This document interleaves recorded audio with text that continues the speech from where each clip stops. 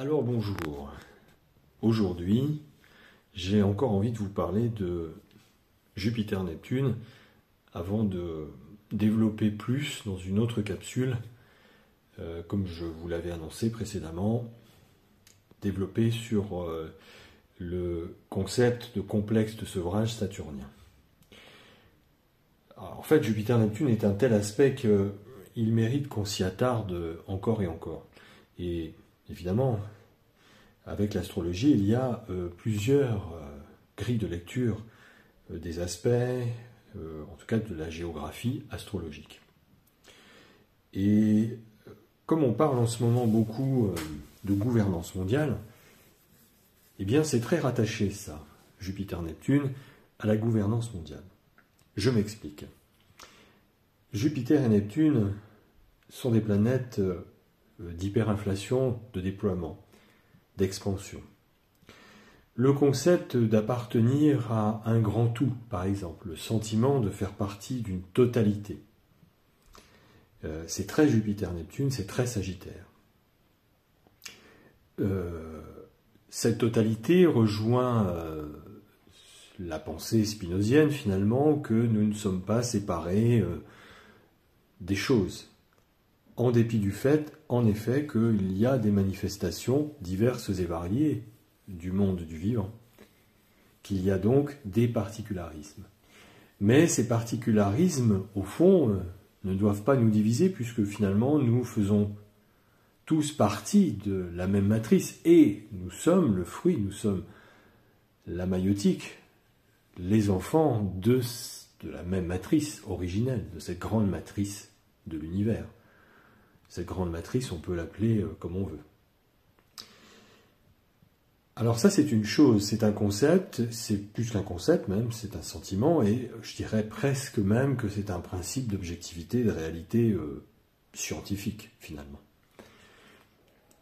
Le problème qui se pose, c'est que quand ce concept-là devient une espèce de dogme, de doctrine, de doxa, et là, on est toujours dans le Sagittaire, c'est-à-dire que quand le Sagittaire, ou Jupiter et Neptune, et aussi les Poissons, deviennent totalitaires. Vous voyez, c'est-à-dire que en astrologie, et c'est ce que je m'évertue à rappeler, il n'y a pas de déterminisme.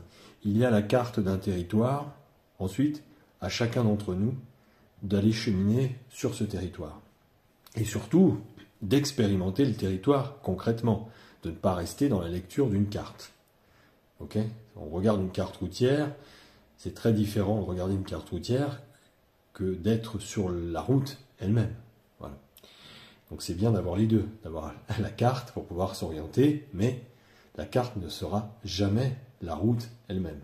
Voilà. Donc la carte astrologique ne sera jamais le vécu et la vie elle-même. Et donc des choix, des options, des conditions dans lesquelles nous allons être sur cette route, sur ce chemin. Et donc, la manière de nous comporter et de réagir et d'interréagir avec le territoire réel. Donc, j'en reviens à mon propos, à savoir que les deux faces de la même médaille, dans ce cas de Jupiter-Neptune, c'est, en effet, c'est très enchanteur de savoir qu'on fait partie d'un grand tout, qu'on est une grande famille humaine, et même au-delà de la famille humaine, une grande famille du vivant, et que donc, si nous voulons vivre en harmonie avec ce grand tout, et notamment avec les particularités, autant revenir à la source, revenir au fait que nous faisons partie du grand tout, et que nous sommes des particules élémentaires d'une seule et même matrice. Sauf que quand ça devient une religion, ça, eh bien on n'est plus dans un sentiment de grand tout, mais effectivement on est dans le totalitarisme, ou des totalitarismes. Et c'est-à-dire que là, le Sagittaire se pose en dogmatique. Il se pose en pensée générale, avec une espèce de doxa, en oubliant justement les particularités Gémeaux. C'est pas parce que nous faisons partie d'un grand tout que nous ne sommes pas différents, qu'il n'y a pas des particularités et qu'il ne faille plus entendre les particularités. Totalitarisme, Jupiter-Neptune, bah oui, on l'a vécu pendant ces 3 ans. Vous voyez à quoi je veux faire référence. Des totalitarismes, il y en a partout. Il y a des totalitarismes religieux, des totalitarismes politiques, des totalitarismes scientifiques. Et là, la crise que nous venons de vivre, on a bien vu, on a tous assisté à ça de façon parfois sidérante. C'est totalitarisme hygiéniste, totalitarisme médical, totalitarisme scientifique, totalitarisme de santé, totalitarisme covidien, totalitarisme vaccinal, avec absolument plus du tout de possibilité, vous voyez, de pouvoir émettre ne serait-ce qu'un doute, ce qui est le principe même de la pensée philosophique, de l'éthique, de pouvoir simplement douter et donc de chercher à développer ce doute, à l'argumenter, argumenter ce doute. Et saperlipopète, des arguments, il y en a. Arguments politiques, arguments philosophiques, arguments scientifiques aussi. Vous voyez, il y a eu totalement une espèce de dérive totalitaire. Je ne parle pas de dictature, je parle de totalitarisme, ce qui n'est pas la même chose. De dérive totalitaire, d'espèce de contagion, et ça c'est très Jupiter-Neptune, qui fait que tout à coup, il y a une espèce de vague comme ça, où tout le monde est emporté, y compris d'ailleurs des personnes qui, au départ, sont des personnes qui ont une capacité de réflexion, un esprit critique. Eh bien, même certaines de ces personnes se sont laissées complètement entraîner dans des croyances et dans une conviction totalitaire, une conviction totale, absolue. Et ça, c'est les dérives du signe du Sagittaire, c'est les dérives du signe des Poissons, hein, c'est le côté sombre de la médaille, et évidemment de Jupiter-Neptune. C'est-à-dire que de quelque chose qui est tout à fait louable à la base, qui part d'un bon sentiment, finalement, être une seule et même, se sentir en tout cas appartenir à une seule et même matrice de vie, donc où il n'y a plus vraiment de frontières, sinon nos différences physiologiques, nos particularités, nos singularités, mais au départ, il n'y a pas vraiment de séparation de fait que nous appartenons à la même souche, nous venons de la même souche, nous sommes, comme je le disais dans une vidéo précédente, des poussières d'étoiles. Mais il n'en demeure pas moins qu'il est important de quand même tenir compte des particularités, des singularités. Et c'est là que le Sagittaire et Jupiter-Neptune interviennent dans leur mission, à la fois d'écouter, de respecter les particularités, les différences d'opinion, les différences de point de vue, la contradiction, parce que la contradiction est toujours nécessaire. Elle permet justement de faire naître une pensée synthétique au final. Hein, c'est la fameuse dissertation qu'on apprend au lycée. Thèse, antithèse, synthèse. Et vous voyez la rétrogradation de Mars en Gémeaux, là, elle joue un rôle important dans ce process de revoir les choses, de revoir, de réintégrer, parce que ça fait carré à Jupiter, ça fait carré à Neptune, donc il y a un défi là, hein, qui est mis en tension avec ce carré, de réintégrer justement les particularités, les voix discordantes. D'ailleurs, on assiste à ça en ce moment. Hein, toutes les personnes qui avaient été brûlées sur le bûcher des opinions, sur le bûcher médiatique, s'entend, parce que elles osaient émettre une pensée contradictoire, en tout cas d'émettre des réserves, tout simplement, quant à ce qu'il se passait. On est en train, en tout cas, quelque part, de laver leur honneur. Alors que ces personnes-là, elles n'ont pas dévié de leur trajectoire, elles étaient simplement restées dans leur fonction et aussi dans ce que leur fonction leur proposait comme outil de réflexion, que ce soit politique, scientifique ou autre, philosophique, psychologique. Donc, avec ce Mars rétrograde en Gémeaux, il y a la possibilité de rendre justice dans ces voies, je dirais discordantes, mais discordantes par rapport à quoi? Discordantes par rapport à ce Jupiter-Neptune très dogmatique, très doctrinaire, cette espèce de déferlante doxa et de pensée, de vision des choses unilatérales. Mais sinon, ce ne sont pas des voix discordantes à la base. Vous voyez, ce n'est pas des voix adolescentes qui viennent contester pour contester, pas du tout. Ces voix-là étaient juste là pour émettre comme une sorte de veille, hein, de veille intellectuelle, de veille morale, de veille scientifique, de veille philosophique, de veille politique aussi, pour essayer d'inviter à garder certaines mesures, ce qui est vrai que avec Jupiter et Neptune, on est dans la démesure de toute façon, hein, ça c'est clair. En tout cas, on peut risquer d'être dans des démesures si en effet, par ailleurs, dans le zodiaque, il n'y a pas plus de modération, plus de mesures que peut inviter par exemple à faire le signe des Gémeaux notamment, et le signe de la Vierge, hein, Mercure, qui va continuer à analyser, à trier, à avoir du coup une pensée critique. Il faut faire du tri dans ce qui est juste, dans ce qui est objectif, dans ce qui est la réalité, hein, le principe d'objectivité de la réalité. Ça, c'est Saturne qui nous tient avec ça hein, depuis tout ce temps, avec ce carré Saturne-Uranus.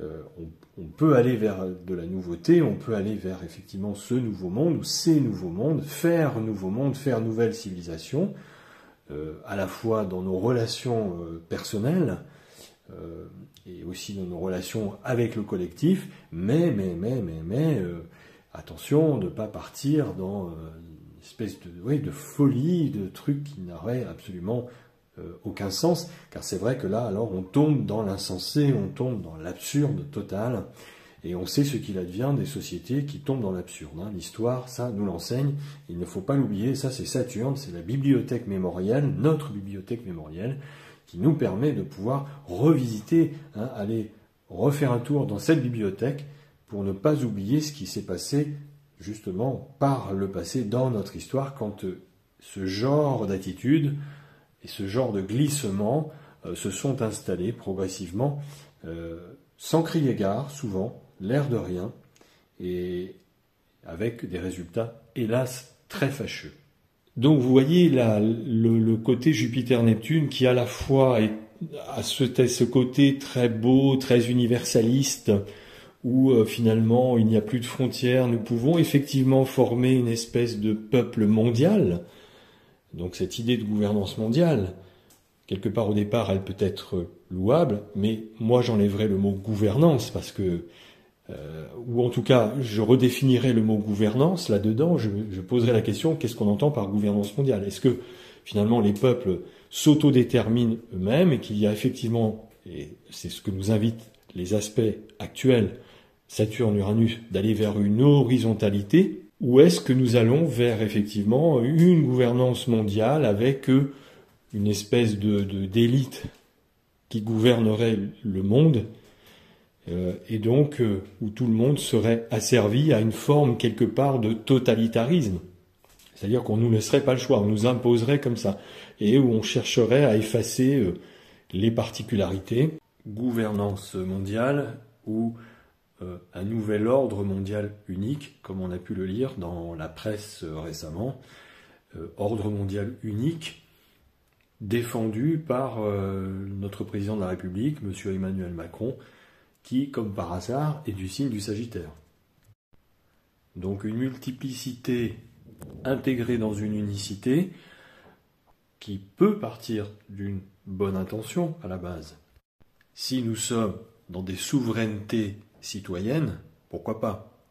Ça veut dire qu'il faut garder à l'esprit qu'il y a toujours une multiplicité, et cette multiplicité des échanges, de points de vue, de vision sociétale, doit demeurer. Sinon, cet ordre mondial unique devient, malheureusement, des glissements vers des totalitarismes, des diktats qui seraient imposés et qu'on ne pourrait pas ou plus discuter, avec lesquels tout débat serait tout de suite muselé, voire impossible. Parce que c'est le danger de cette façon de faire, c'est d'être dans une pensée unique. Ordre mondial unique, qu'est-ce qu'on entend par cela? Et donc, ordre mondial unique égale risque de pensée unique. Donc ça, c'est vraiment la face sombre de la médaille Jupiter-Neptune, du signe du Sagittaire et des Poissons. Et le danger, c'est que un groupe d'individus, une élite, aurait donc la direction de cet ordre mondial unique, et selon qui est à la tête de cette gouvernance, on imagine aisément que ça puisse glisser vers des doxas sans possibilité d'émettre toute autre opinion. Et puis je dirais que cette idée d'ordre mondial unique, ok, mais il faut que ça se légifère. Il faut que ça prenne une forme écrite, constitutionnelle, qui pose justement un cadre légal. Ça aussi, c'est très sagittaire. Ce cadre légal, quelque part, il existe déjà quand on pense à la Déclaration universelle des droits de l'homme et du citoyen. Avec cette première phrase de préambule, « Tous les hommes naissent et demeurent libres et égaux en droit ». Donc ça, c'est important, il faut que ça demeure et que ça reste gravé dans le marbre. Sinon, il y a donc des risques de glissement ontologique du principe de totalité vers le principe de totalitarisme. Alors, le côté clair de la médaille, c'est intéressant parce que nous sommes face à des défis majeurs planétaires et pour l'humanité, pour l'avenir de l'humanité, écologique, politique, etc., où en effet il va falloir s'entendre tous, ensemble, pour régler ces problématiques, pour apprendre à mieux gérer, à être dans une gestion de nos ressources. Ça c'est le taureau, Uranus dans le taureau, tout à fait moderne, innovante, et qui se réactualise en fonction évidemment de à la fois la courbe démographique et puis la quantité de ressources dont on dispose, comment gérer ces ressources, comment les utiliser. Attention bien sûr de ne pas recommettre les mêmes idées, c'est-à-dire qu'avec cet Uranus dans le taureau, aller vers des nouvelles technologies, mais finalement que ces nouvelles technologies, ces nouvelles énergies, ces nouvelles ressources énergétiques soient finalement plus désastreuses au long terme, plus polluantes pour la vie sur Terre. Donc forcément, il faut qu'il y ait un consensus. Il faut que, au niveau mondial, donc l'idée au départ de s'entendre tous ensemble pour gérer tout cela, c'est plutôt louable et c'est plutôt une bonne initiative. Maintenant, évidemment, si ça devient dogmatique, une doxa, une forme de totalitarisme qui impose, sans ne plus écouter les particularités et surtout sans ne plus en tenir compte et aussi les intégrer dans la gestion globale, vous voyez ? C'est-à-dire qu'on a une globalisation avec Jupiter, Neptune, le Sagittaire et les Poissons. Et cette globalisation, néanmoins, invite à continuer à tenir compte des particularités, des singularités. Parce que les singularités et les particularités sont aussi des forces créatrices et de proposition. Et donc participatives à ce grand tout.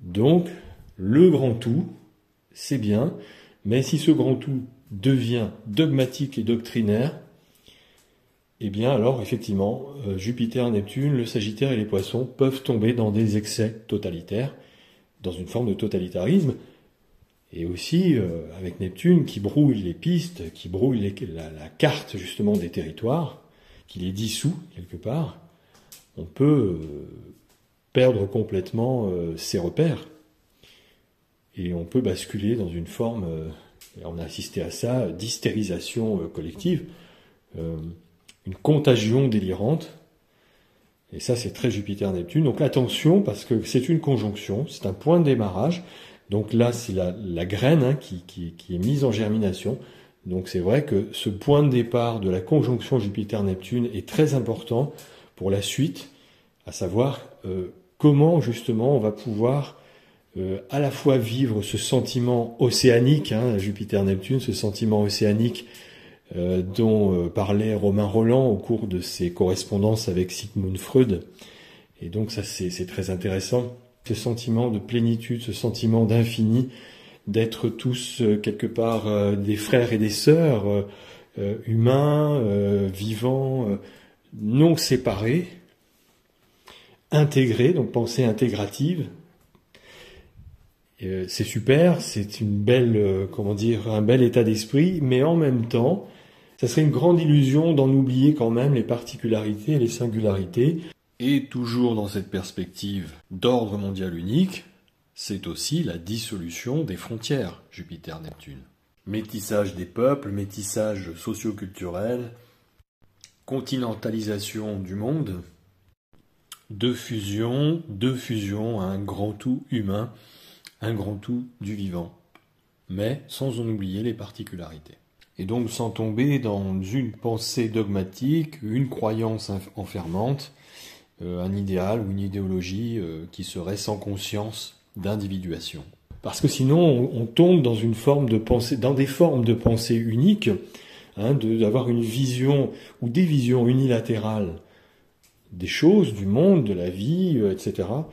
Et évidemment, toute pensée ou toute attitude qui irait dans le sens contraire, ou plutôt dans un sens de mise en contradiction des pensées, des points de vue, et qui serait du coup rejetée, ostracisée, écartée, et dans le pire des cas, et ça c'est ça le risque des régimes totalitaires et des pensées totalitaires, c'est-à-dire éliminée, éradiquée. Alors évidemment, en partant de ce principe, ça met à bas le poncif selon lequel le Sagittaire est un signe bénéfique, hyper enthousiaste, positif, générateur de bonheur, etc. Parce que dans sa version ombre, eh bien, c'est effectivement la même chose, mais dans un côté très dogmatique, très totalitaire. Et on a eu des dirigeants au cours de l'histoire qui étaient du signe du Sagittaire et qui étaient absolument terribles. Augusto Pinochet, par exemple, était du 25 novembre, il était un Sagittaire, et quel terrible dictateur. Les horreurs du régime chilien sous sa gouverne montrent bien les écueils d'une pensée sagittaire qui est, hélas, pas bien intégrée, enfin en tout cas qui est intégrée dans une vision totalitaire, et non pas intégrative en respectant les particularités et les différences. Un autre triste cire de l'histoire, c'est le général Franco. Franco était du signe du Sagittaire. Donc c'est intéressant de sortir comme ça des clichés sur les signes qui ont toujours les deux faces, voire même plusieurs faces d'une même médaille dans leur manière de vivre les particularités et les caractéristiques du signe et de les exprimer, de les manifester au monde. Si le Sagittaire n'est pas ramené à son essence originelle de sagesse, et donc de faire preuve d'ouverture d'esprit, et de tenir compte donc des différences de ce qui est étranger à son modus operandi, à ses modus operandi, étranger à ses logiciels de pensée, et qui plutôt que d'intégrer les particularités en respectant ces particularités, en respectant ces différences, pour en faire un tout intégratif, un corpus social riche des pluridisciplinarités propres aux Gémeaux, alors en effet, du coup, ça bascule complètement de l'autre côté s'il ne réussit pas ce défi-là. Et on est du coup dans le côté ombre du signe, c'est-à-dire le rejet, l'ostracisation, le racisme, la désintégration et le rejet des différences, de ce qui est étranger à ces paradigmes. Donc attention à ne pas dissoudre les particularités. Ce qui est vécu avec Neptune, c'est que Neptune dissout les fonctions individuelles, individuées, égocentrées, égotisées des particularités, afin de les fusionner ensemble pour donner naissance à la vie, pour créer la vie. Donc il ne s'agit pas de dissoudre les particularités, parce que si c'est dissous totalement, eh bien, il n'y a plus de création de vie possible. C'est bien l'association, l'intégration, la fusion des particularités qui permet la création de toute vie partout dans l'univers. Ce qu'on appelle en science la covalence la covalence entre différents éléments atomiques, différentes substances atomiques. Donc il faut qu'il y ait des covalences de ces particularités pour pouvoir créer, être dans une force de création, de vie, et de la naissance de vie, de la naissance et de la création de la forme saturnienne. Voilà, c'était mon petit complément d'information sur Jupiter-Neptune et son côté hyper intégratif pour l'ensemble de la communauté humaine et l'ensemble de la communauté du vivant. Et en même temps, l'autre face de la médaille, qui est beaucoup moins globe, bah oui, c'est le basculement, toujours dans la même intention de vouloir intégrer tout le monde dans un grand tout, mais sur le versant malheureusement totalitaire. Voilà. Et où on nous impose cette vision-là, cette façon de voir le monde, bah, par des règles, par des lois, par des dogmes, par des décisions politiques qui sont arbitraires. Et donc, vigilance avec tout ça, vigilance parce que, effectivement, avec Jupiter et Neptune, comme je le dis, c'est une forme de vague déferlante, une sorte de tsunami. Donc, quel tsunami va déferler sur l'humanité, sur la Terre, sur le monde du vivant? Moi, je pense qu'en tant qu'astrologue, sans doute un peu des deux, comme nous avons les deux faces de la même médaille, forcément, il y aura sans doute un petit peu des deux. Hein, il y aura à la fois appartenir au grand tout, s'intégrer dans un grand tout, mais d'une manière assez naturelle, assez spontanée, avec beaucoup de réflexion, beaucoup de sagesse, beaucoup de pondération, beaucoup de douceur, beaucoup de fraternité lumineuse, beaucoup d'humanité, beaucoup de mansuétude, beaucoup d'altruisme. Voilà, ça c'est aussi une grande particularité de cet aspect. Et puis, l'autre côté, moins globe. Donc voilà, on a les tendances qui vont avancer en même temps. Voilà, je vous souhaite une belle journée et je vous dis à très bientôt.